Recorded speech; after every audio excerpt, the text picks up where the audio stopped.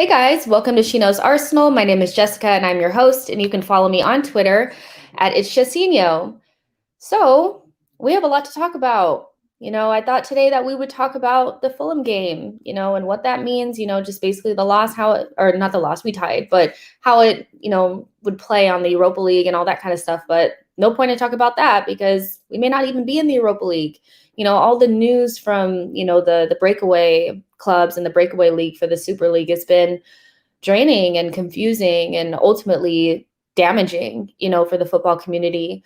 And I don't know, I've been talking to different people about it, and it just feels, even if it didn't go through at this point, like let's say if tomorrow they came to a conclusion on the regular Champions League and we just kind of moved on from it, will we ever really move on knowing that, at a drop of a hat, they'll, just take away our game? They can never go back from this. And I think for Arsenal fans, the trust was already kind of, damaged as it was. It's a very stressful, relationship between the fans and the ownership and the club ultimately. And it seems like that might have been the seal, that might have been the, the nail in the coffin per se, for anybody that was kind of hanging on to a little bit of thread of, maybe we can trust this ownership. Let's see what happens. I don't think that can ever really happen, at this point. But that being said, I mean, on the good side is I have a good panel of guests from the Touchy Gooners. I did a show with them and they were super fun, just like laid back, and I like that. I like that. So I'm going to go ahead and bring them in, and hopefully they will brighten the mood in here. So here they are. Hey guys. Hey, how you doing? I'm good. I'm good. I always think it's so awkward that we do this. Hey guys, but we've already spoken backstage, so all that kind of stuff. So we won't do like all the small talk or whatever. But Lewis, how are you feeling? How are you feeling about Arsenal and our inclusion in this European Super League? And how does that make you feel? Can't hear you. Let me see. My bad, Mike's unmuted. It's been an interesting 24 hours. I was getting ready to go to bed last night, and it was like a barrage of messages late last night, with this whole Super League thing, and it's kind of been non-stop since then. It's been interesting to hear, because I was kind of conflicted, and I've been listening to both sides of the argument today, and I feel like I've got my opinion down to a T.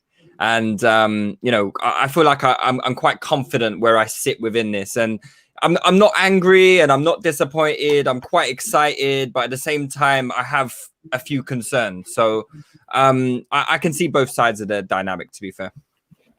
That's interesting that you say you're excited. What exactly would be, you're the first person that I've heard that's actually excited about this. So what are you actually excited about? Like is it the, us playing against the top teams, and what is it about it that's actually exciting for you? I'd be lying if it wasn't the financial incentives. I think the finances involved are, so stupendous that it's hard to look at it other than, in such a positive light, other than a positive light for us, because we're going to be able to,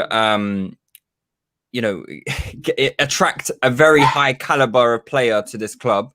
And ultimately, that makes Arsenal Football Club stronger as a result of that. Now, I'm also excited because at the prospect of being involved in such an elite competition. Quite what the degree of competition is going to be in this European Super League.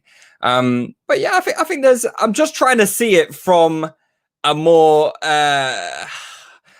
I'm just trying to see it for what it is, kind of thing. I'm not trying to be cynical. I just want to see the positive. I want to see the upside. I know there are plenty of negatives. But I think this can be a good thing for us, especially the timing of it. We're 9th in the Premier League. How the hell have we pulled this off? So listen, if this happened 5 years down the line, maybe we wouldn't even be in contention for for this league. So listen, I'm going to take it as it is, man, because we're in serious danger of falling out of being one of Europe's top contenders. So listen, I'm not going to make any complaints.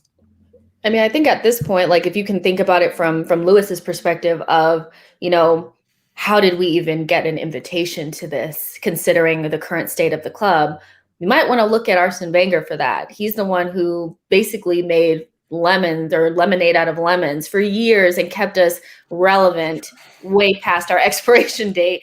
So that's essentially why we're a part of it. And Arsenal's such a huge global brand that when you look at it, you really could probably make an argument for maybe a Leicester in this based on, current form and what they're doing as a club. But, and maybe take them out or put them in and take Spurs out. But Spurs did the smart thing and got a world-class stadium and knowing that this was coming so that they could get an invitation, because it's really not about how competitive you are. I mean, they have the big clubs in there, but don't get it twisted. It's about branding. But Shabs, I want to bring you in here. How do you feel about the whole European Super League thing? What is your summary of it? I'm for it. I'm really for it. I think it's progressive. I think I understand it from the perspective of the elite clubs. They're the ones who have the pool. They bring in the pool. I think, UEFA have done them a disservice for a long time. That's all of the clubs who are involved in European competition, not just the elite handful. I think, they make crumbs in comparison to what UEFA takes home. So there's a financial gain from it. And so I think it's hypocritical for people to turn around and say, these big clubs, these elite clubs are looking at it from a financial perspective and a financial perspective only, when it's what UEFA have been doing. And yeah, I think, some of my thoughts are it's no different to UEFA when they rebranded the European Cup, and that became the Champions League. That was for purpose. If we're looking at the function of the Champions League, really, it should only be the top teams in Europe. That's what it started off as. Once upon a time, the European Cup was 8 teams and then 16 teams. So it was like from the top leagues in Europe, and they've expanded it. And that's fantastic. That's fantastic. Me as an Arsenal fan, I've benefited from that because we don't win the league every year, but for 20 years we were able to compete in that competition. So yeah, we benefit from it. It's fantastic, but let's not have double standards. It's very similar as well to in the English game when the Premier League broke away from the FA. So I think there are question marks about, well, people are saying, well, no, it's different because of competition and it's open competition and there's the prospect of promotion and relegation and whatnot. But I do think it's progressive. I think it kind of there are naysayers who say, they're not in favor of this kind of Americanized sporting model. If you look at how the NFL works, for example, the NBA works. But yeah, there's some fantastic points about the fact that if you take the NBA, for example, these are elite teams and elite players that play against each other season in, season out. The very notion of playoffs, NBA playoffs, you can go seven games. It doesn't take away from it. It doesn't take away from the prospect and the excitement of the competition. So why should it be different if we're seeing these top teams in Europe playing each other more frequently? And I don't think it detracts from the fans as well. I think there will be large sections of the fans who feel like no, this is destroying the game. But I feel different. I feel like I'm excited if I've got a prospect of seeing different competition. As a fan of football who has traveled the world, I've traveled Europe to go and watch teams play in Europe. I've been to Dortmund, I've been to Barcelona, I've been to different stadiums across Europe and watched to watch the football. If this is something that means that I've been to the Emirates on Champions League nights, so yeah, I'm happy with it. I'm looking forward to it, and I think people have to. It's one thing if you're talking from a position of fair, but I think just the announcement, the fact that it's riled up so many people in this way, to me, I think most people are only making that argument from a financial perspective without thinking about what we could gain, and I think there's a lot to gain from it. Yeah, I hear that, and I've said multiple times that I don't love the idea of it because, I don't know. Growing up in America, it's like, okay, I think this is going to change the way it feels, because it's more sterile, no relegation, no promotion type of thing. But that's just the separate competition. If we're still in the Premier League, then you still have the Premier League aspect, and you're playing in the Super League as well. And my overall feeling is, if there is one, I'd rather Arsenal be in it than not, because if you're looking from the outside looking in, there's going to be a lot of difference between the teams that are in and the teams that are out. And for me, this looks like a huge, basically like FU to Leicester, Aston Villa, West Ham, these teams that are trying to do it the right way. Basically teams like Arsenal, Manchester United, Liverpool, probably to a certain extent, just want to put a lot of space between us and those teams and say, actually, no, you're not getting anywhere near this. Like, none of those teams want another Leicester. They don't, because it messes with us, our money and all that kind of stuff, But Dan, I want to bring you in here. Do you think that this is just, Perez said basically that he felt like fans will like this better.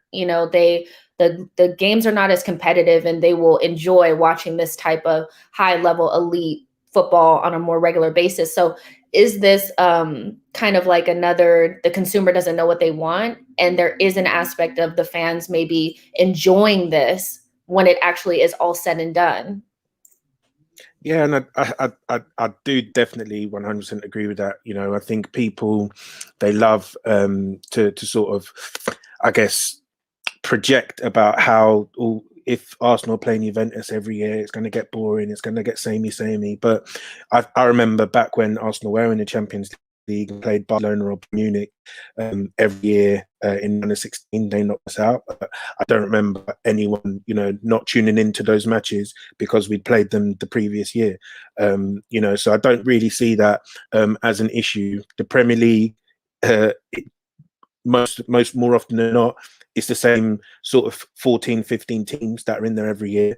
Arsenal versus Manchester United, because of, storylines that have gone in the past. Arsene Wenger versus Sir Alex Ferguson. The rivalries are there, and that doesn't get boring every single year because, you play them twice a year. So I don't really buy that argument. And I do think that the Champions League and Europa League and European competition needed a revamp. It really, really did need a revamp. I think, if you guys can think about your own experience, when is the last time you watched a group stage game that didn't involve an English team or one of these big teams in the first place?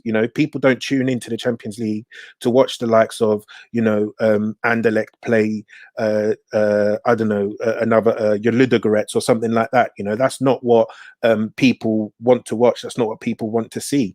I do think, UEFA, they do have a lot of blood on their hands, really, with getting into this position, because the big clubs have been trying to get that change put through UEFA for a number of years, but UEFA have been reluctant.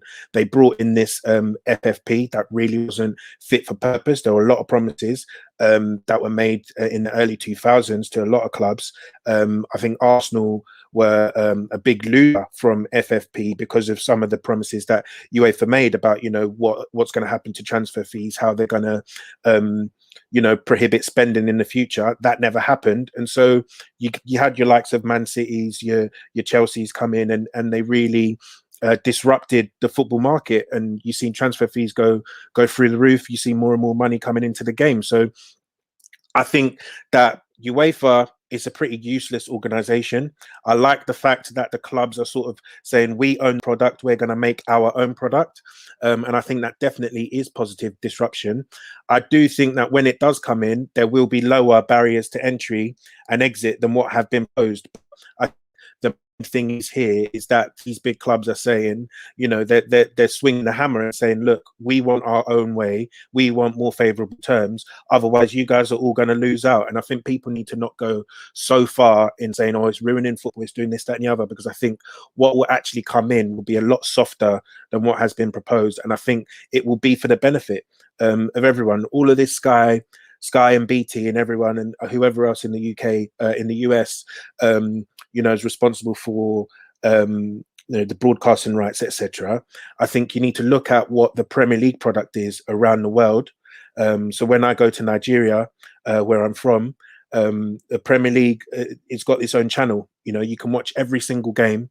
You look at the NFL season pass that you can get, NBA season pass that you can get. They own their product, they sell their product, they market their product. So all the money that fans are paying for, they get value for money. They can watch all the games, they can do all the demand, they get all the coverage, and there isn't a middleman there taking money out of the game. What do UEFA actually do when clubs want them to step in and put their foot down to battle racism?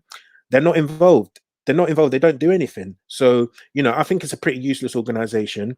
I do think the club should own the product. I do disagree with the lack of relegation and whatnot, but I think that will probably leave, and you'll get into a position where the domestic leagues will agree.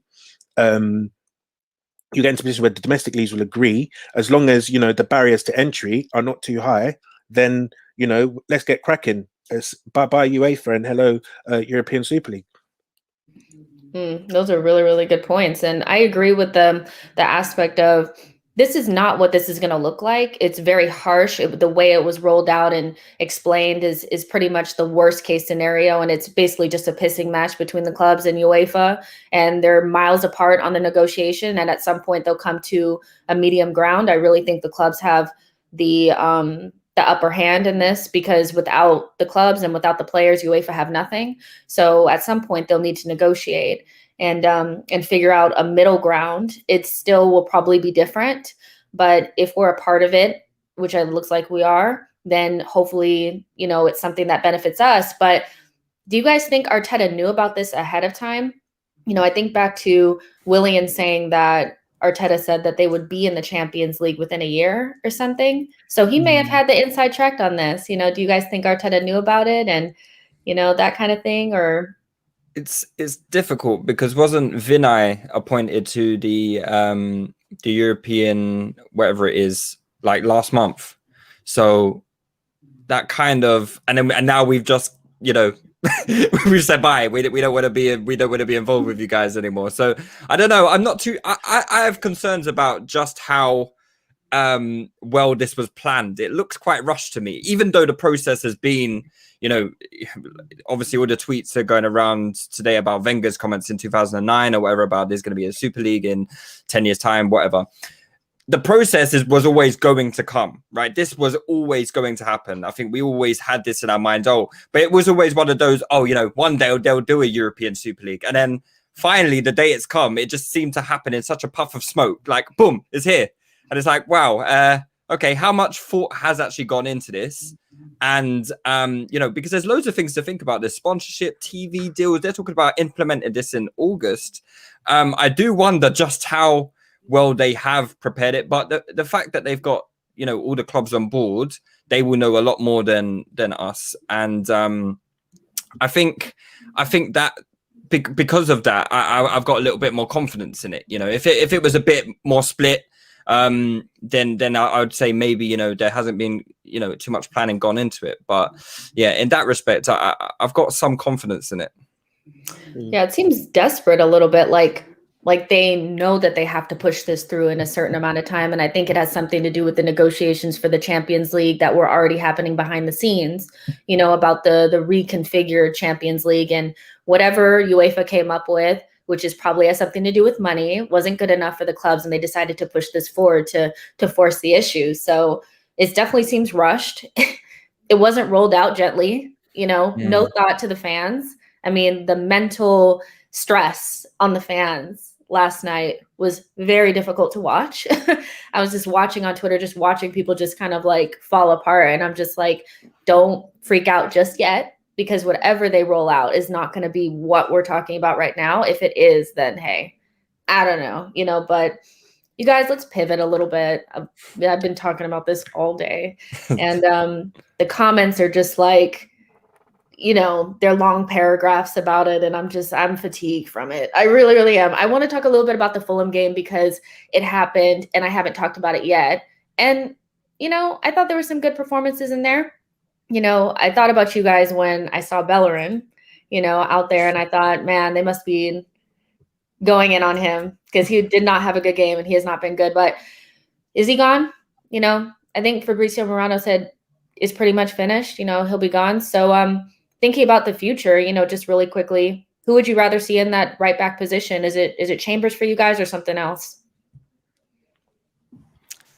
It's an outside option for me. Yeah, I don't think that we should blow the bag on the right back. I think we've got the bag now, Shabs. We've got the bag now.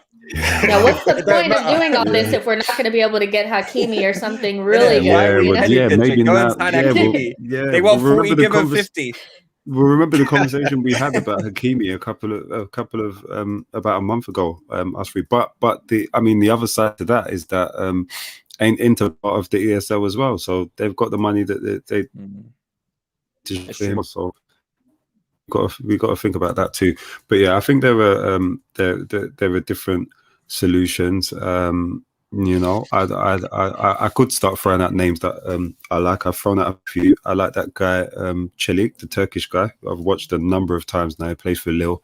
I like him. I think he's energetic. I think he's the right age profile. I think he's good on both sides of the ball. He looks comfortable on the ball as well. I like him. My favorite is, and it will be a punt, but I really like this kid, Gabriel Menino from. He plays in Brazil at the moment. He's young. I'm not sure if he's had his call up to the Brazilian national side yet, but he's on the edge, and he gives me Cancelo vibes. I really like him because I think he can kind of do a bit of everything. I think he can invert and is quite comfortable and accomplished on the ball. Could be an option to pack the midfield and help us with controlling games and game management a bit more, but I also think he's got the energy and a bit of a good flair to be able to get forward and get on the outside as well. So different options to accompany the different options that there are at right wing for us as well, especially if we look to build on Saka playing there in the long term. But yeah, coming back to Bellerin, he's underwhelmed in too many games now for too long a time. I really liked Bellerin prior to his injury, and I did think that a lot of the guys were harsh on Bellerin after his injury, and I said actually it takes a long time to come back and a longer time than maybe we expect, and the fact that the club has in poor form as well for most of his recovery and reintegration back into the side, and we're going back like 2 years now, but he just hasn't played enough games for me to a high level for me to say I have to question what's going on there, why that is. You know, you can't be in poor form for 2 seasons. Like, come on, like that hints at a broader problem for me. So yeah, I'm ready to draw a line there and let's go a different way. Yeah, I've been kind of over the Hector Bellerin thing. I also don't think, I think some of the criticism has been harsh. You know, I'm not necessarily like a big fan of calling him Ballerina and all this kind of stuff. Not really, you know, my thing. But from a squad building perspective and from Arsenal needing to move to the next level, I just think he leaves a lot to be desired in the final third and his crossing and all that kind of stuff. And he looks like he's, you know, I hate to be, you know, just insinuating or assuming things, but he doesn't really look that interested in what we're doing, you know?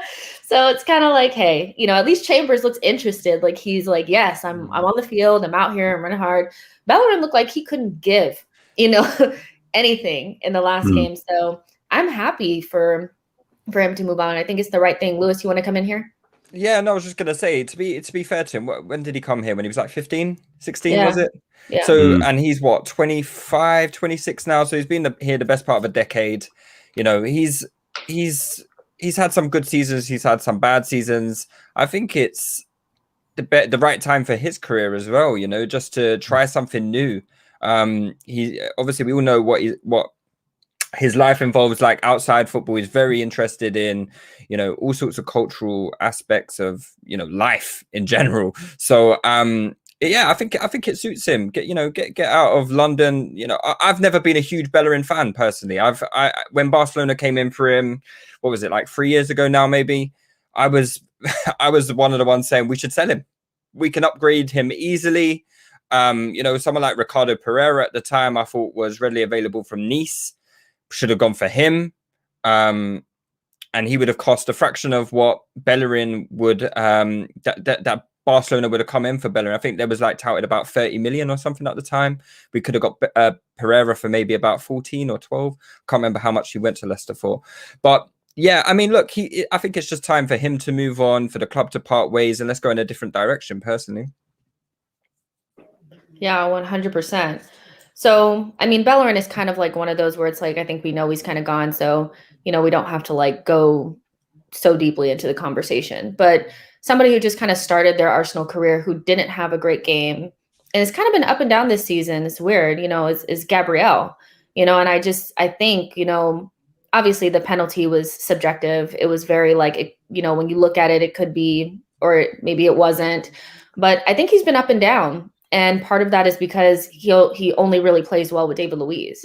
You know, a lot of fans kind of look at the partnerships, and I think this is one thing that I can ding Arteta on. It's kind of like you need to pick you know, who you want to play back there and just kind of stick with it. And, you know, if Luiz is not available, maybe you don't play Gabriel. I think Gabriel said in an interview recently that him and Holding don't have good communication skills because of the language barrier, you know, and that shows itself, like it plays itself out every single time they play together, because there's these weird errors that just happen. They don't look comfortable, where when you know, Holding plays with Marie, they look really comfortable. When David Luiz and Gabriel play together, they look comfortable. And against Fulham, they didn't look comfortable, you know? So Dan, I want to ask you, so for the rest of the season, should we be playing Marie and Holding and leave Gabriel on the bench, even though he's probably our best one-on-one defender?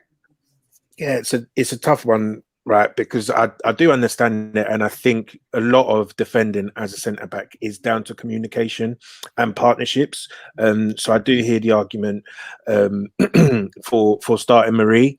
I personally would like to see Gabriel play, because I just think he's better than Pablo Marie. I think, you know, when we're playing Xhaka left back, and Holding as the other centre back, and then maybe potentially Chambers as well at right back, I think you lose a lot of athleticism in that back line if Pablo Marie is that left centre back. I think Holding and Gabriel, though, they do struggle to play together. I think Gabriel almost overcompensates for some of Holding's misgivings in his defending, and I think he sort of looks extra nervous when Holding plays next to him, whereas, as you said, you know, when Luiz is there, I think he sort of lets he trusts Luiz to do his own defending on his side, and he can focus on defending on the left. And I think, you know, he is a young I think he just turned 20 in December, so he is going to make mistakes, but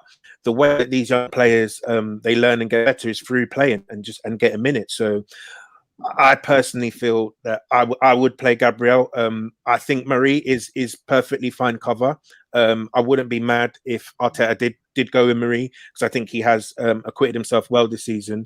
The only thing that I would almost take a pinch of salt with is Marie has tended to play against weaker opposition. So, you know, people have been calling up this clean sheet record that he's had in the team, but I look at the Premier League teams that we played, I think all of them are in the bottom half, bar Chelsea, where he conceded a penalty, and Man City, where Rob Holding lost a header to Raheem Sterling in the first minute. So, you know, if I'm looking at it from that perspective, how good is that partnership really, you know, when they haven't been tested, and when they have been tested, you know, they've come up wanting. So, you know, I'm not mad at it. I think our left side is quite sturdy. I think that the real question is what we do next season with that right centre back, because Luiz and Holding, I personally think should not be here next season.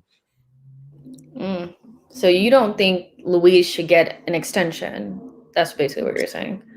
Yeah, I think I understand it, and I get why people would want him to stay next season. But I think we do need to start doing this rebuild. You know, I'm sick of talking about it. You know, hearing the manager say we need to improve the quality, we need to do this, that, and the other. And I think, well, if this is what we need to do, let's just do it, right? Let's not give this guy an extra year. Let's just, you know, sort of bite the bullet. Let him go off and do whatever he wants to do. If he wants to go back to Brazil, if he wants to go, you know, elsewhere, whatever, let him do that. And let's start planning for the future now. The guy's 33 years old. If he wants to do this sort of player coach type thing, he wants to do his badges at Arsenal, fine, fair enough, you can do that, and you can be fifth choice then, right? But what I want us to do now is start planning for the future. Let's start seeing this rebuild actually happen, and let's start making progress. I think, you know, the longer you keep some of these guys in and around the club that you know are not part of your future, the longer it takes you to move into that future. So I think Luis, you know, I do think he's been quite good this season. I think his first season was calamitous, but I think he's been quite good this season. He's recovered it. I don't think he's been a bad signing overall, but now it's time to start making progress. Now it's time to say goodbye. Shabs is looking towards the future, meaning maybe bringing Saliba back in. I'm very vocal about the one thing that I just look at Arteta and I just think, ugh, is Saliba. Like, what were you guys doing? Like, there's nothing about this kid that says I can't play for Arsenal and I can't play better than Rob Holding. And I get he's young and he needs to be bedded in and all that kind of stuff. But like, doesn't he need to come in next season? I think he absolutely has to. I think you know, it is farcical and scandalous if we don't bring him in and we don't integrate him. We signed him not last summer, the summer before.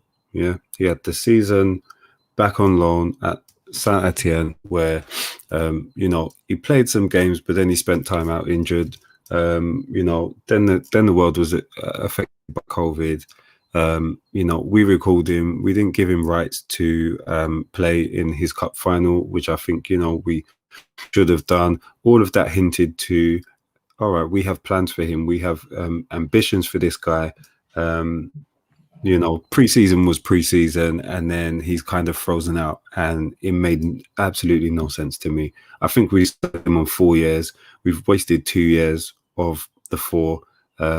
You know, it's now or never for him. That is a signing we have to make work. Like, you cannot go out and spend £30 million on a player, you know, a very highly rated player, and you know, you kind of reduce him to you know, playing reserve games and then sending him out on loans and just not really utilizing him. And as you were speaking about the Gabriel conundrum and, you know, the language being a barrier with Holding, I thought, what are the solution? One solution could have been Saliba, because you know, they both speak French. You know, they both understand the language of French. You know, this is time that I would have liked to have seen them both being blooded. I get that it's risky, but you know, I do believe in the notion of partnerships, and I do believe in like partnerships all over the field and players working in tandem with each other and the coach understanding that. And it's the coach's responsibility to make it work. Like, you know, and I just continue to reiterate that the culture is the responsibility of Mikel Arteta to make it work. The club have signed this guy. You have to find a way to kind of make it happen. There's no other way about it for me, really. Sorry, I'm distracted by the by Newman really strongly supporting your new haircut. Really strongly supporting your new haircut. I've been getting comments about the hair all day long, and I'm just like, yo, when you change your hair, people always say stuff, but at least it's nice things. So thank you, Newman. I really appreciate it. I wish people would compliment my hair like that. Newman. Lou, it's not going to happen for you. But Shabs, you get a trim every week, man. I mean, got to do what needs to be done. But yeah, Lewis, if you hit Turkey, you'll get the compliments quick. I don't need to go Turkey. I don't need to go Turkey. It's up to you. We all have choices. But yeah, we all have choices, and that's it. Kind of Mikel Arteta's made his, and I hope we just stop messing around with the kid, because otherwise, what's going to happen? We're going to lose him. You know, he's gone to front. There's all this talk about. They looked at him and he looked raw in pre-season and didn't necessarily demonstrate the. He didn't have the minerals, so to speak, or what they needed to him to demonstrate that he has. And I think that's hard to take when you consider that, you know, Rob Holding has not covered himself in any glory for me this season in terms of his playing performances. I think it's really hard to say that about an 18, 19-year-old centre back. But yeah, looked at him. We've had this guy now for 2 years. We've had the opportunity to integrate him into our side for this season. We've failed to do so. We're going to lose him. He is going to go to a big side. and he's going to make us rue the day. So let's just let's not mess around. Let's just get him in. Let's even try to renegotiate his terms, tie him down for a bit longer. That's such is the strength, of confidence, the degree of confidence that I have in him that he will come good for us. Let's just treat him good, because we've not treated him good at all. Yeah, we really haven't. It's been very embarrassing the way that it's been handled. It's been clunky and just annoying, especially when you look at the options that we have, a inconsistent Luiz and probably a Holding that shouldn't be playing for Arsenal Football Club under better circumstances. It's embarrassing to have one of the best, young talents, from France, right side of center back, which is exactly what you need, and watch him playing well at Nice. It's embarrassing, but hopefully Arteta can get it right. But speaking of moving on, there is a player that has been playing well, in the last couple of weeks, integral to everything that we've been doing. And, that's Lacazette, and there's a lot of talk about, should he get a new contract? Should we keep him? And I see arguments on both sides. And we'll also talk about, his injury and what that can mean for us moving forward. But Lewis, do we keep Lacazette? Do we let him run his deal down? What do we do? I mean, he's playing well, but he could also be playing for a new deal, and we've been, kicked in the butt by that before. What do you think? We absolutely do not give Lacazette a new deal. I can't think of anything worse. Come on, guys, we're in the Super League now. We've got that money. If we ain't bidding for Haaland by Monday morning, then I don't want to hear anything. But no, on a serious note, no. We need to, again, it's similar to Luiz. Look, it's been a calamitous signing. It's taken him 4 years to score 50 goals for us. No, definitely not. Definitely not. And I don't mind him scoring. Let him score more goals. We can get some more money. Not like we need it. We can get some more money for him in the summer, and just part ways. Sorry, I've had enough of these very mediocre players who have been part of our worst ever period in the Premier League. Well, worst period since maybe the early 90s. And we just need to cut ties with these guys. Your Lacazette, Xhaka's, David Luiz's. I would have been for keeping David Luiz as Dan mentioned, like a fourth choice, fifth choice. Let Saliba come in, because I feel like Luiz is quite good with the mental side of things, the tactical side of things. And I think he actually might be a really good coach, David Luiz. I can see that. So I don't mind keeping Luiz on as like a mentor for Saliba. I think that could be quite good. But your Lacazettes and those kind of ilk of players, get rid, because I'm tired. We can do so much better than these players, so much better. And someone like Lacazette, for me, should have been gone at least by last year. Why we didn't sell him last summer, I don't know. He's had a decent season this year, and don't get me wrong. Look, he's chipped in with some good goals. He scored. I think is he joint for the most Premier League goals he's ever scored for us? Is that right? Yes, I think and he's so. About 2 away from his all-time his all comps record at Arsenal, but I mean, it's not great figures. It's not great. We shouldn't look at those numbers in isolation and just be like, oh, well, Lacazette's on a not a career high, but an Arsenal career high. Let's sign him up. I don't think we should look at it that way. We should look at, we signed this guy for £52 million as one of the hottest strikers in Europe, and it's taken him 4 years to score 50 goals. No, sorry. Thanks for all your efforts, Alexander Lacazette. Thank you for some of your important goals, but yeah, it's time to move on. We're in the Super League now. Yeah, Haaland or bust, isn't it now? I mean, yeah, you said if we're not linked with him by tomorrow, then it's all for naught, But what's the point? Exactly. So in the short term, I mean, he was playing well in the Fulham game. I thought he usually plays really well with the younger kids. I think he likes that role or whatever, dropping deep and doing whatever he wants to do. And he's been good and he's been growing into that role. But of course, like in true Arsenal fashion, as soon as you start hitting a stride, you get a hammy, and it doesn't look good. Arteta said it doesn't look good. When you pull your hamstring, it's very difficult to get back from it. That's in the short term. We can think about the summer when we get there. But for now, he's somebody that we need. the obvious solution to this is obviously play Balogun, isn't it? Or is it maybe play Aubameyang? I don't know. A lot of fans are going to call for Balogun now that Lacazette is hurt. I don't think that's the option, you guys. I'm just joking. But what do we do now? What do we do now? I mean, young kids, on the side, Eddie, Balogun, Martinelli, probably not ready to lead the line. Aubameyang, out of form, recovering from malaria. Dan, what do we do now? Yeah, I think I don't know how long Aubameyang's going to be out for. I don't know how long Odegaard's going to be out for, but I think those two guys sort of give you what I think Lacazette was contributing to the team. I think in terms of dropping in deep, offering that centrality that I think Lacazette was doing very well in recent weeks. I think Odegaard can give you that if he's back fit. You saw it in the West Ham game. I think you saw it in a couple of the Europa games as well, that when he's available between the lines, Partey's able to find both him and Lacazette with ease, to be fair. So, and I think one thing that Odegaard does have over Lacazette is that better final pass. And then I'm a big advocate for Aubameyang up front. Even with Lacazette's good form, I still wanted a player above him, because for me, I think he's our best number 9. He's the best person that we have that can play as a striker. You saw in this Leeds game, in this Fulham game, that we created an XG of, I think it was like 2.7 something, 2.9 something. We created lots of chances, and I don't know how many of them actually fell to Lacazette. And that's my major issue with him, that he can be playing really well as a striker, but he doesn't take enough shots.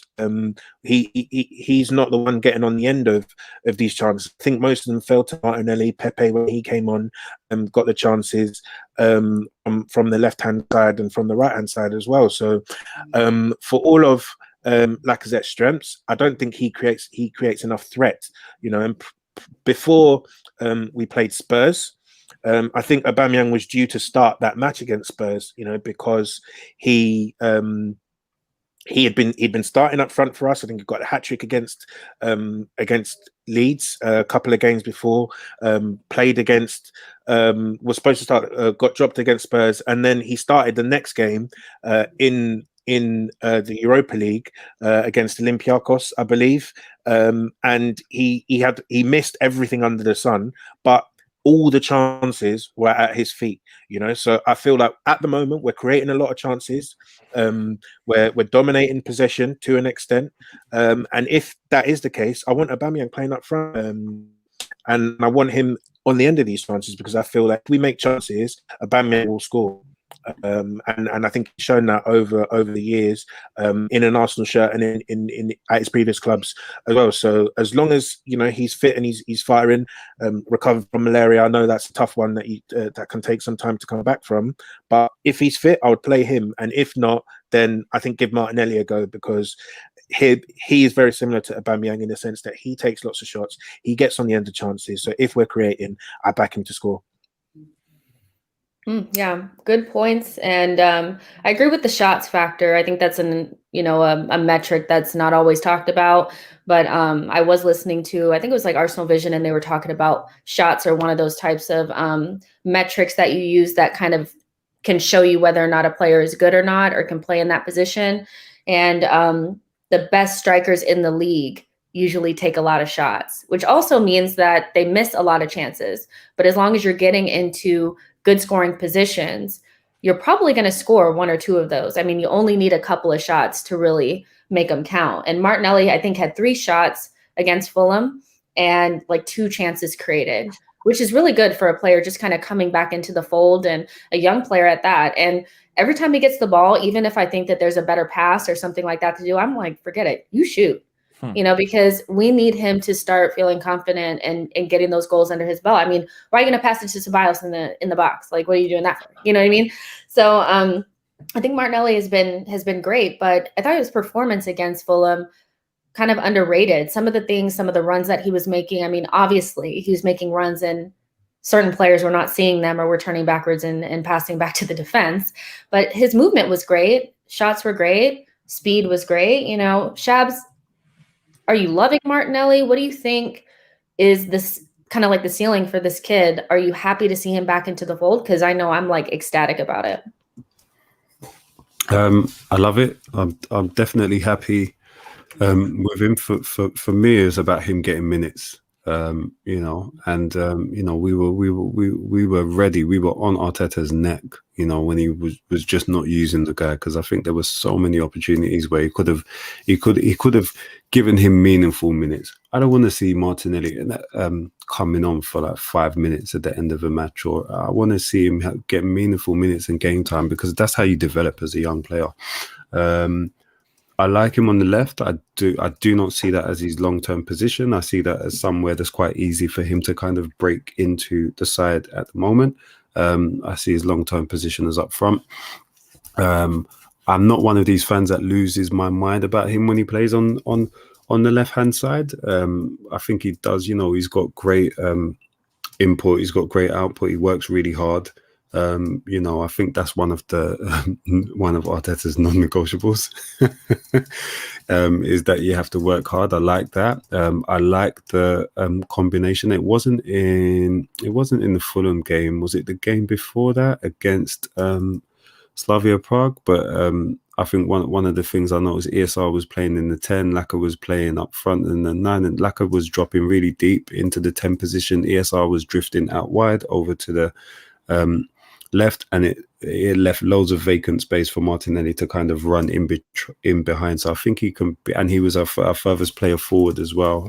It was the Sheffield United game. He was our furthest. It was the player that played furthest forward for us. So I think, you know, from that perspective, he led the line, made loads of penetrating runs, offered a deep threat in behind, and yeah, he gets his shots off. I think it was no coincidence that he was the player with the most shots, you know, on goal for us in however many long. I think that's his game.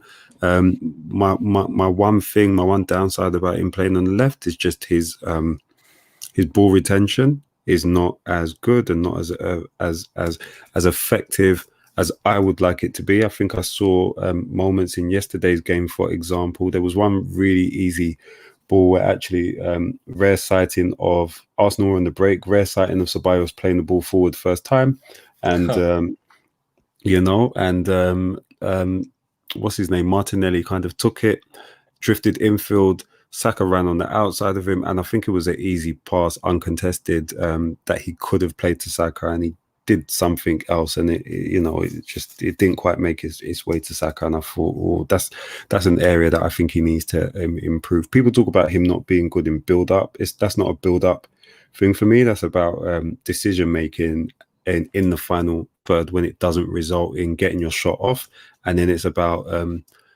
having the technical execution as well, to kind of do the things that you need. And I think that's an area of his game that he needs to improve on. But I do like him. I do think there's more room for him. I do think he's got a high ceiling. And it's one of those things where we have to make a decision and say, like, you know, we're going to place all of our faith in this guy. I've got different thoughts about it in an ideal world. It's kind of dependent on our financial resource this summer. But, you know, I do feel it wouldn't be the end of the world for me if he was like our backup striker, our secondary striker, because there is a lot about his game that I do like.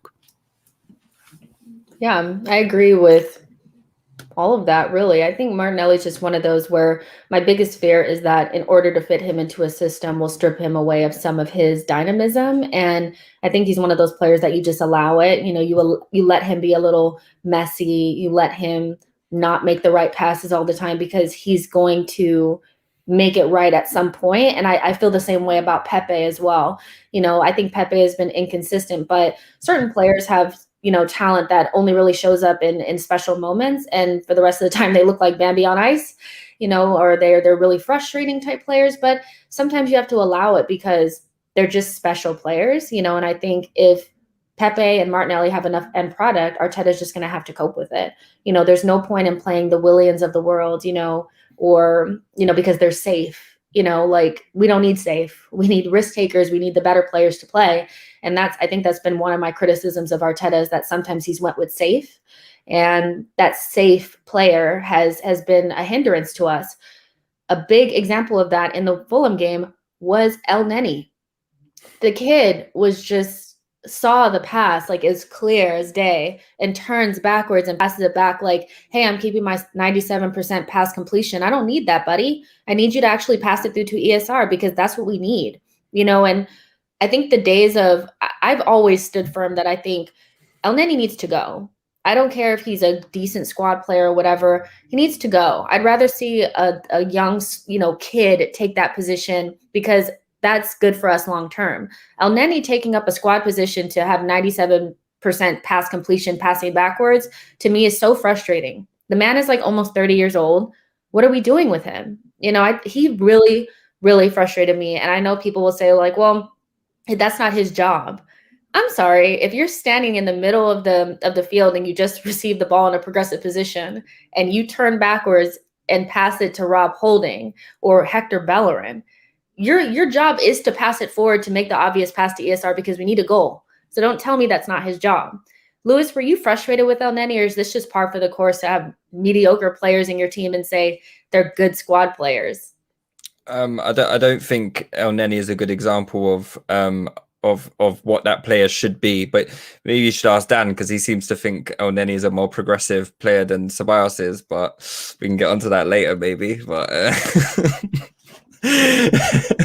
stop airing dirty laundry in public. Do you really believe that, Dan? I think he just said it because he was angry with me. He was angry with me, No and he way just you said it believe out that. of pure fury. No, I don't think Ceballos is much better, to be honest. You're having personally. a laugh. I think he's a better player than El Neni. He is more progressive. I'll give you that. He is more progressive. I think he plays more forward passes, but in terms of the overall level of player, I don't think he's great. I don't think he's that much better than someone like El Neni for me. And I think, you know, it says a lot about our squad quality. You know, that when Partey's rested, El Neni's the guy that we have to turn to.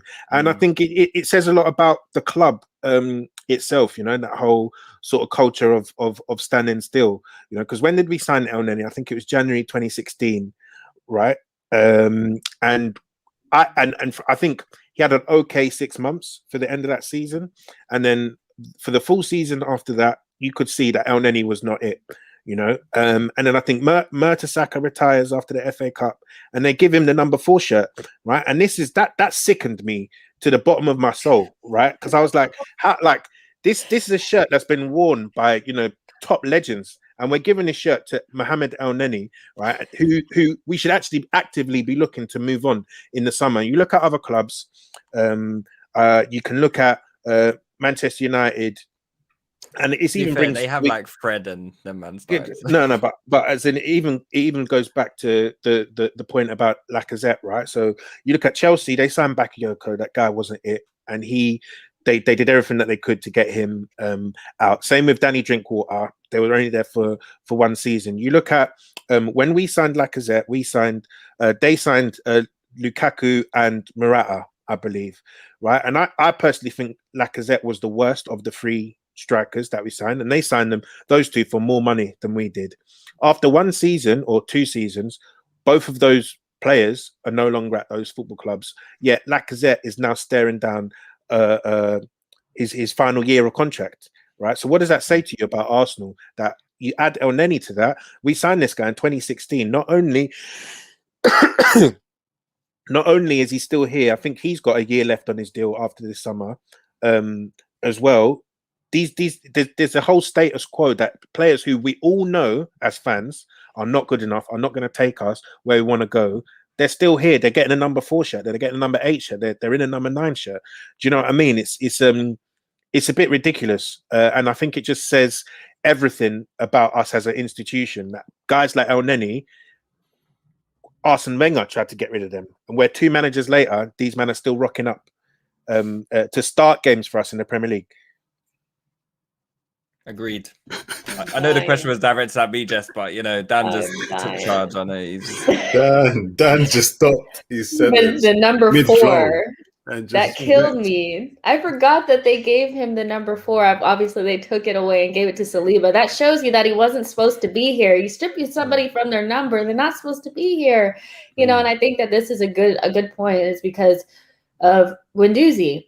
but Arteta is doing this thing, and I'm just, he wants the player with no ego that's going to work hard and be quiet, and the players that feel like they should be playing and maybe have a little bit of confidence and feel like they should be in this team because they're watching El Neni play. He didn't like those players. It's like sit and wait your turn. And I think that's why Guendouzi and unfortunately Saliba weren't integrated into the team and didn't really get a good chance. I think Arteta actually rated Guendouzi, but he just didn't like his attitude.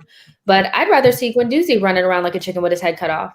I much, because at the end of the game, if Guendouzi had gotten that ball, he would have driven forward and passed it to ESR. He would have gotten it into the box. You can't tell me that that's not a midfielder's job. He's not there to pass forward. Well, then I want him off the field and I want him out of this club. Like, we need to go forward. It's like the whole thing about this club needs to move forward. If you can't go forward, then you need to get out of here. It's just so frustrating. But I mean, that's so negative. I feel so bad about saying that, but it's true. I feel bad. It's true. I feel bad. But just going back to kind of like the more positive things is I thought ESR and Saka, they've had better games, but I also think that they were probably the best people on the pitch. Again, as usual, Shabs, how lucky are we to have these players, in this team? I mean, without them, where would we be? 15th, I guess. Yeah, I think to have one, you kind of, you really say, yeah, we've done a fantastic job of blooding this young player through, and loads of footballing institutes, loads of footballing clubs across the world have great academy players. Integrating those academy players into your first team, requires a combination of different things. The stars really need to align, so to speak. Sometimes it's injury, sometimes it's, a coach just really rates you and sees a gap in the squad for you to kind of get in there. There's different reasons and different factors, but yeah, to have one is a really good thing. So it was a blood two. Not necessarily in the same season, but to be able to blood two. Saka has a legacy of last season where he's a different player this season to what he was last season, by the way, especially for us, especially in the impact that he's having in games and deciding games. But yeah, that's one thing. And then ESR as well, and I wax lyrical about the kid week in, week out, because I'm just so impressed with his technical ability, but also it's just what ESR does. Like, we speak about, I've spoken about his creative outputs. I think, he is a player who's capable of creating with and without the ball. He can carve an assist or create a chance by nutmegging two players and playing a final ball. He can create a chance by vacating space, or running into space and then receiving the ball. So he's got different ways of doing things. And I think it's the intelligence with the dynamic movement for me that is really, really, really stand out. And the fact that he does this to a high level time and time again, in and out of games, is something for me. And with Saka's very similar, I'm a big fan of Saka. I've always been a big fan of Saka, but I've always capped Saka and what he could do. And part of that is maybe my fear of him not wanting to be built up too quickly, too soon. So I was never really a fan of him playing left back, but I was always like, look, when he has been used at left back for us, this is what he's done. And there was a big debate about this is all he can do. And I was like, no, I think he can do better further forward for us. And he played a lot left wing, and I was like, yeah, okay, like let's just let him just play well so he can get into the side. And then he was used in centre mid for a few games last season, after the break, and then early this season as well, and then right wing, and he's kind of made that his own. And I'm like, let's not do anything else with him, let's just use him there, like let's just work on him in one position now, and blah blah blah, because it looks good and blah blah blah. And then he plays the 10 and you're like, whoa, like he's doing it again.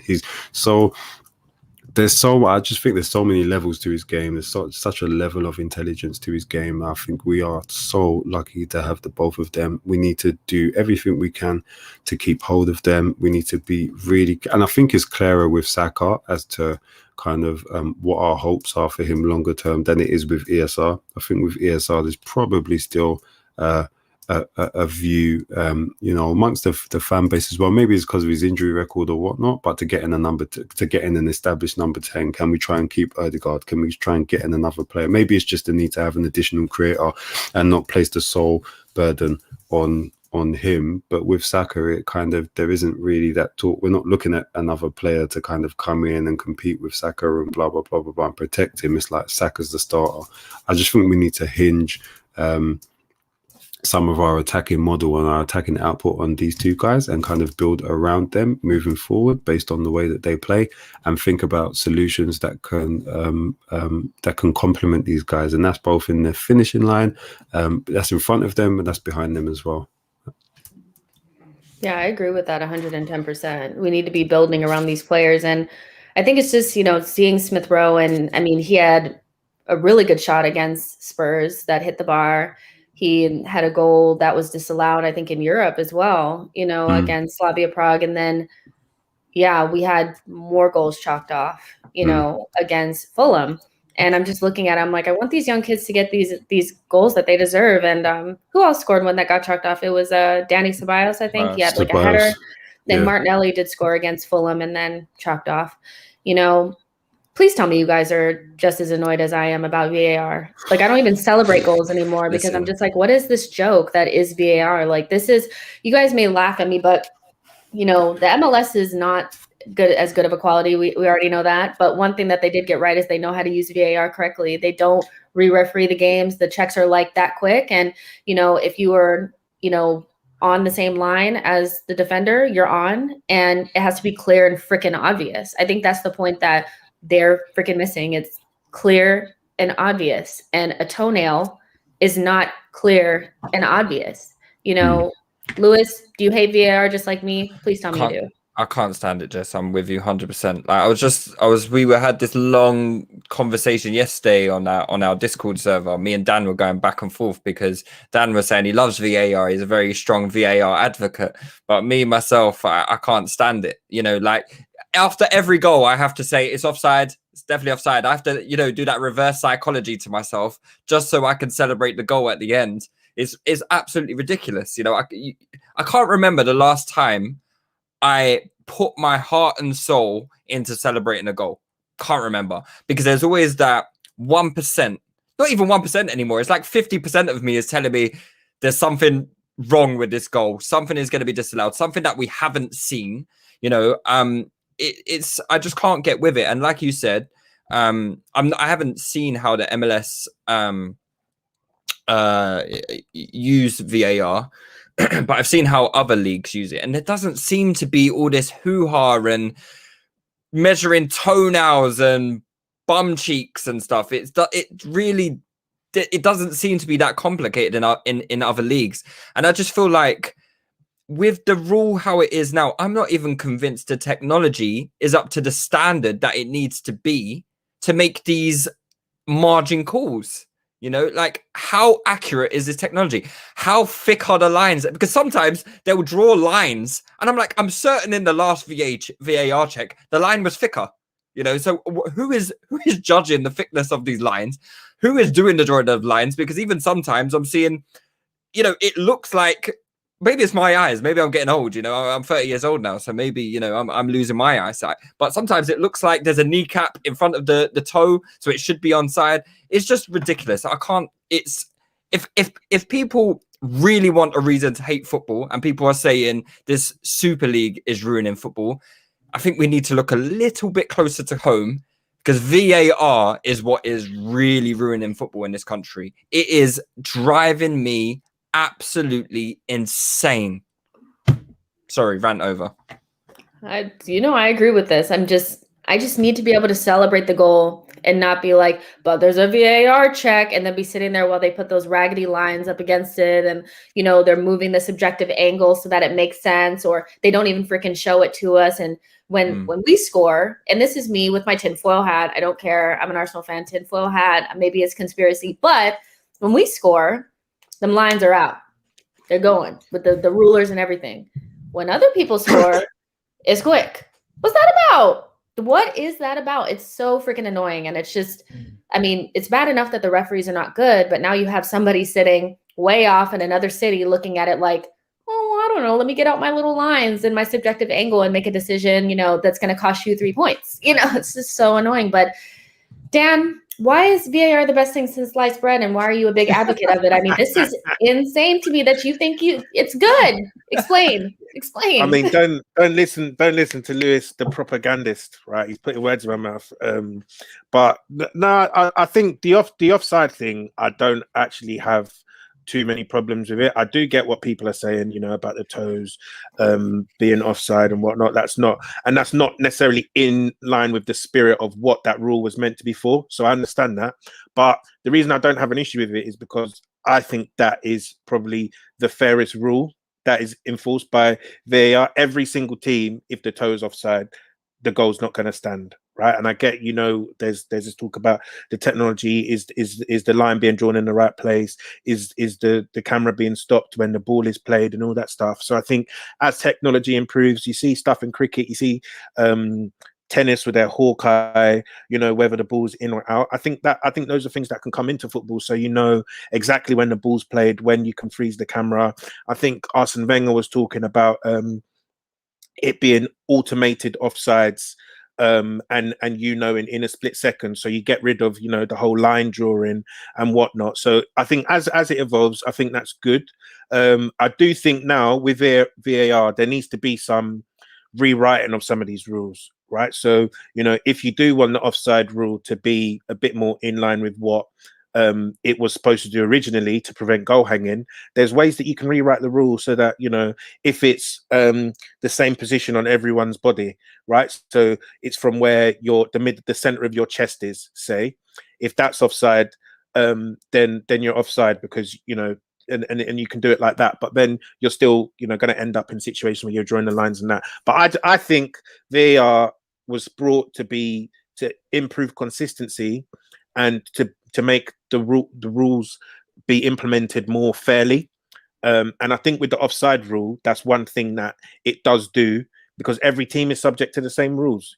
Everyone has the same technology, everyone has the same toes that are offside or onside and whatnot, right? So as long as our toe being offside doesn't mean it's a goal, and Fulham's toe being offside doesn't mean it's a goal, then I'm all right with that, because toe being offside is harsh to disallow a goal, but it applies the same for everyone. I think where I have an issue with VAR is just the quality of referees that are looking at it. So the Burnley game, blatant handball, with or without VAR, it should have been given full time. It's not given. So that's where I have an issue with VAR, because what's the point of VAR if you're not going to give you're not going to give the penalty after you've seen a replay, So with that in mind, I think that's where the referees need to be improved. They're talking about European Super League, maybe import some European refs, because in a Champions League we don't really seem to get these issues. We don't seem to get these errors. I think there was a woman that did the Super Cup final the start of the season. She was excellent on the day. Bring her in. What's her paycheck saying? Go give her the $100,000 that you're giving to Mike Dean. Go import them with the biggest league in the world. Go get the best refs, because right now the refs aren't up to scratch. So you're in favor of basically just improving the technology. Lewis, are you scrap it or fix it? What do you think? The technology, I'm for both. To be fair, if they're not going to improve it, scrap it. I would like, obviously there are occasions where VAR is super helpful, right? So, for example, last season, the Aubameyang goal at Old Trafford, was it last season? It was last season, I think. That was ruled out offside, even though he was about 50 yards onside. So, things like that, VAR are very, very helpful with. But I think VAR should only be used for those things where it's so obvious, that an error has been made. These things are not obvious. You can't tell me that these things are obvious. Even the look, I've got no arguments against the penalty against Gabriel yesterday, right? Because it was given by the linesman. Cool, whatever. And the replay, it isn't conclusive to overturn it. I've got no issues with that because it's not clear and obvious. But if the replay showed that it was a blatant dive and Gabriel hasn't even touched him, fine, you overturn the penalty, right? So things like that I've not got an issue with. VAR is fine in that circumstance, you know, but in that example, it's really clear what is a clear and obvious mistake. But sometimes they're using it to measure shirt sleeves. You know, some players' shirts are longer than other. Like, it's so stupid. It's so stupid. And I don't trust them to get the answer right. So I'd be more inclined to scrapping it or limiting VAR to very, very small amounts of powers, where it's literally like, you know, the extremely wrong decisions that get overturned, and that is it. How you would decide that, I don't know, but I just don't have faith in the authorities to make the right calls and the right decisions, and I feel like I feel like the game is refereed by people who don't understand the game. Like, it's these rules are decided by people who I'm sure have never kicked a football in their lives, you know, and that's a real concern to me, because how can the rule makers be people who do not understand the fundamental principles of football? So I'm more concerned by the underlying thing. VAR in itself as a technology is fine. It's always been the implementation and how it's used for me. That's the issue. And if they're not going to use it properly, get rid of it, because it's causing more harm than good at this point. I agree with that. Shabs, scrap it or fix it. Yeah, I'm similar with Lou, to be honest with you. I think it's about the interpretation, which we have not got right in the English game at all. And that application, if people can understand the nuance between those two things. And it's one thing to say, you know, VAR will be used in instances where there's a clear and obvious error. My issue with that is that the decision maker behind what is clear and obvious as an error is extremely and entirely subjective. There isn't objectivity around. There isn't a set of principles that they go to and say, for example, X, Y, and Z. What actually happens is that all goals now seem to be routinely checked as a matter of course as to whether they're offside or not, like all goals. So you can't, like, you know, we can't say that all and all goals, there isn't an element of offside, but it's just that, yeah, you know, this is what we do now. We're doing VAR checks. And I think it takes something out of the game for the players. It takes something out of the game for the spectators, whether you're in the stadium or watching at home. In fact, in the stadium, it's worse.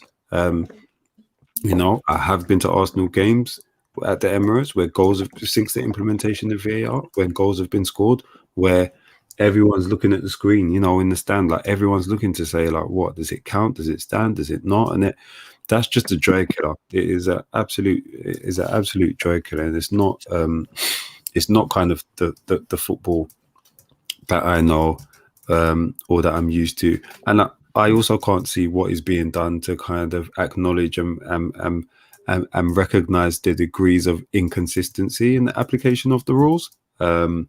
You know, I think, who decides if we're going to look at an incident again?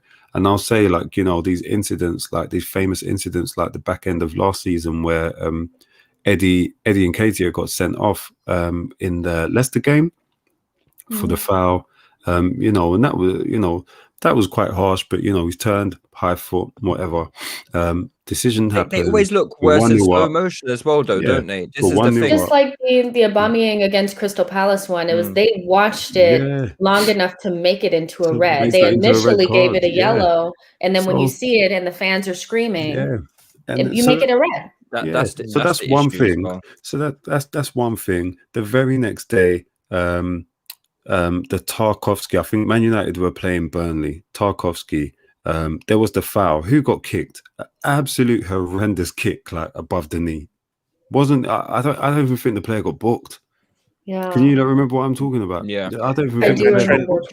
Trent did the same against us as well. Trent did this exactly. So you kind of think, all right, then, like, you know, cool. Decisions we make, we can't cry about it. Eddie's been sent off. He's got a game ban. Cool. What you want to then see is consistency, you know? Like, where's the consistency when it comes to that? So at the end of the day, these are things that cost teams. They cost team goals, goals cost team points, so on and so on and so on and so on. We talk about like the ESL and how unfair it is, and the greed and the impact that it has on lesser teams, and etc. etc. What about these teams who are being shafted by proverbially shafted by poor refereeing decisions, poor VAR decisions, season in, season out, where it impacts them, it impacts on their ability to stay in the league, to stay in top flight contention. They gain money, these parachute payments and whatnot, but they stand to lose fortunes as well. They stand to lose players, stand to lose fans, all sorts. Like it has similar effects. So yeah, I just think we've got to be really careful and practice what we preach. But I stand with Lewis on the matter. If you're going to implement it, make sure their implementation is correct. Look at what they're doing in America that's so successful, or Germany, and how they apply it there, because they don't have many high profile errors or incidents there in Germany. And as far as the refereeing, it's a whole different debate for a whole different day, but very similar to what Dan said, you know, about who they're bringing in. Like, you bring in the world's best. You don't have again, I take it to other sports, you don't have these dumb referees making these dumb decisions in other sports. This is high level sports, man. Like, I don't want to watching an NBA game and like the little double dribbles, like they're calling it. You're like, come on, we're talking about billions here. Like, you're not going to call that. Let it go. Let it go. You know what I mean? Like, Good, let it go. It's good officiating. It makes it fluid. It makes it more enjoyable to watch. You know, like, just yeah.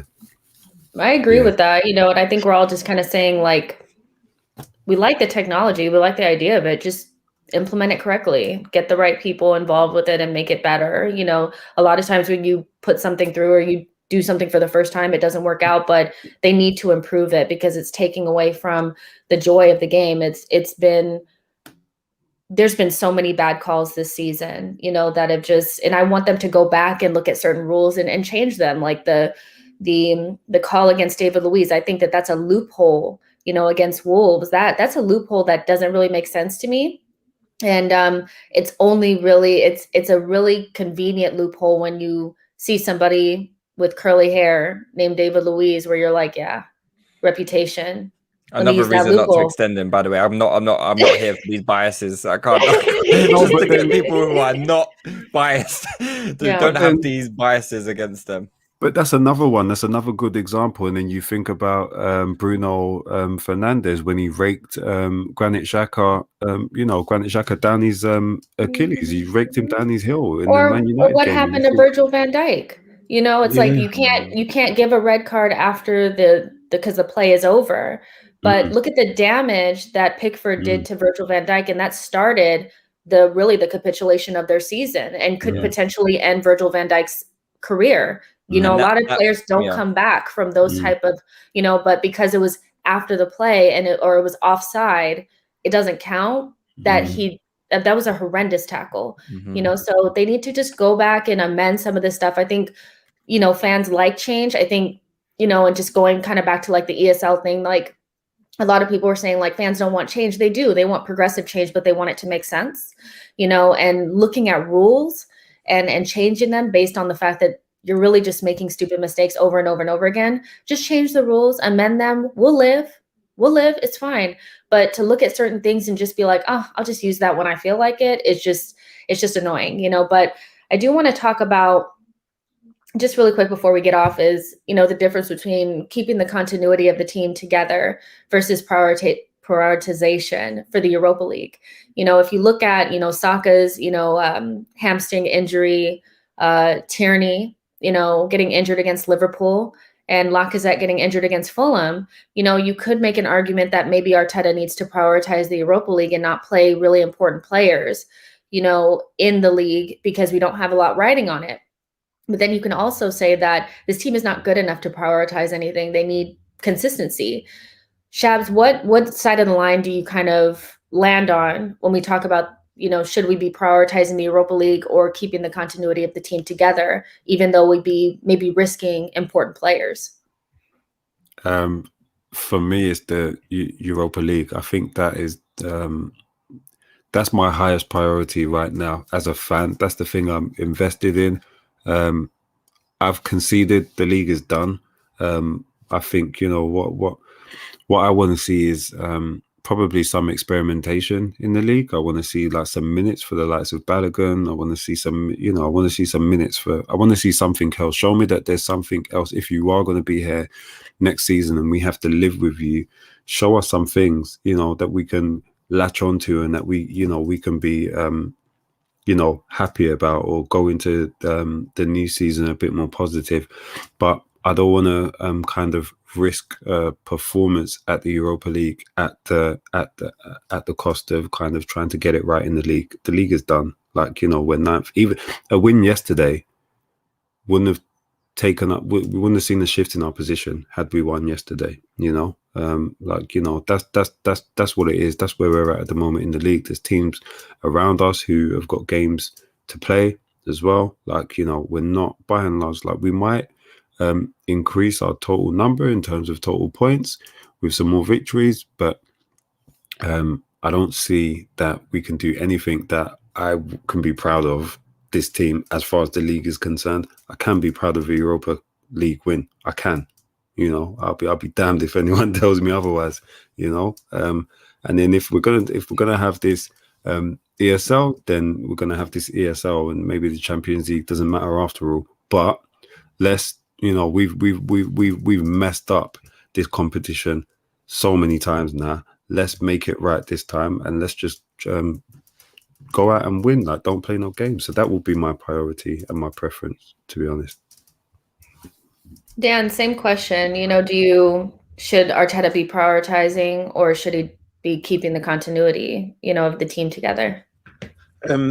Yeah, I think Shabs makes some good points there, you know, and I think I was actually going to disagree with him until that very last point that he said about we've messed up this competition several times. You know, I think if you look at it, this is our 4th year in it. Made a semi-final that I think we should have won, a final that I think we were favourites to win and lost resoundingly, going out to Olympiacos in around this is short disgrace. And now we have an opportunity to dunk on Unai Emery, who was responsible for one of those finals, and potentially get ourselves back in the Champions League. So I think now there are key players that we know absolutely have to start at final. We spoke about a couple of them already in Smith Rowe and Saka. Both of them have already had injury worries this season. So, you know, let's protect their hamstring, let's protect their ankles, let's protect their knees and all of their other joints, you know, that are going to be crucial to getting us over the line, because without them, I don't think we have a chance of winning that competition. And I think our league season has been so poor. I would have liked to see us end it on a high. But that result against Fulham just sort of showed me that I don't think that this team right now is capable of pulling together any sort of consistency. So I don't think it's worth doing. I do think momentum is important in football, but I don't think this team is capable of building that momentum. So I think we need to just throw all our eggs in that Europa basket. And if it doesn't come off, it doesn't come off. And then, you know, the consequences are there for what you've done in the league season from October to December. I don't think anything that we do now would be enough for me to turn around the feeling and the bad form that we had in October to December. So I don't think it's worth it, personally. So yeah, I'm gonna agree with Shabs, and I think all eggs in the Europa basket. Yeah, for sure. Lewis, just before we get out of here and I ask you guys, you know, where everybody can find you, what does your team look like against Everton? You know, that's our game immediately before the first leg against, you know, Emery. Is it kids or play the regular guys? I'm struggling to even get my head around the remainder of the season, if I'm being honest. You know, even in regards to Europa League, are we even sure that's going ahead? I just saw something come out about we might get chucked out with the rest of the other guys. So yeah, I don't even know if that's gonna go ahead with this whole Villarreal thing. It would be nice to win a European trophy, especially if it's like the last one before we do get slung out. But yeah, in terms of the Everton game, I'm not too sure. It's just I wouldn't even know where to start, because I don't know what's going to happen from now till then. I personally think that the season is a write-off, so I'd be interested in seeing. I don't particularly want to see Eddie up front. I feel like we've seen enough from Eddie. I really hope. I know Arteta really likes this hierarchy of, players who, you've got to earn your stripes kind of thing. But we've seen enough from Eddie. Eddie's going to be up for sale in the summer, right? Why do we need to see any more? What an extra goal is going to get us an extra million or so, or whatever, maybe whatever. So I don't need to see any more from Eddie. I just want to see these young talent that we have at the club try some new things. I'm just surprised Arteta isn't under a little bit more pressure, to be honest. Maybe this ESL. I think they already knew about it. They don't care. I mean, even from the fans. Meaning from the fans. I just think. Are we even certain we want Arteta to be the guy to lead us in this new competition? Let's just keep it real, though. Jose today, like. Let's just keep it real. If they're not asking the fans what they think about taking us out of the Premier League and joining a Super League, do you really think they care what we think about the manager? They don't care what the fans think. They're moving on. Like, this is what they want, and based on, the way that the Rams are set up, they want to get a young, relatively inexperienced coach in and rake in the dough, whether we come in first or last in whatever little league this is, So I don't think Arteta really, they like that young manager thing. Mm-hmm. That's really what the Cronkies like. And they like Arteta. He talks a good game. He convinced us all that he was going to play a certain way. And we haven't really seen that until a couple weeks ago, but yeah, I know it's difficult to talk about the Fulham game and stuff after, the news about the ESL. So I do appreciate, us powering through that, even though, it really doesn't really matter, but what's coming up next for you guys on your channel, and where can everybody find you? Well, we're at Touchy Gooners on Twitter. If you type in Touchy Gooners on Apple, Spotify, YouTube, Touchline, we're part of the Touchline Fracas network. You'll be able to find us. We've got our next pod on Thursday. We record Wednesday night. We release Thursday morning. So we'll be talking about all the same things that we've just covered on here, Jess. So yeah, maybe with some new twist that they've added. Maybe maybe we won't be in the European Super League by Thursday. Who knows? Maybe the UEFA will come with this new thing. Because I'm even seeing talks of UEFA bringing out a competition, and it's just a complete mess. So yeah, you can find us Touchy Gooners, and yeah, we hope to see you there. All right, you guys, you heard it there. I'm pretty sure, when I'm looking at the comment section, I'm like, I see some of the regulars, but I think some of these people came from your channel, so they probably know what the deal is. But thank you guys for showing up. I really appreciate it. Everybody who's in the chat box, make sure you like the video, subscribe to the channel. Next video will be tomorrow morning, or it's morning for me, but afternoonish for you guys. James Benj will be on. Oh, nice. And then Jasmine Baba will be on at 7:15 p.m. UK time to talk tactics about literally the most boring game ever in Arsenal versus Fulham 1-1. So that was pre-planned. We're going to do it anyway. So join us, tomorrow for that kind of stuff. And make sure you guys follow their channel. And I'll talk to you guys in the next one. Bye, everyone. Bye. Yeah, I'll take it easy.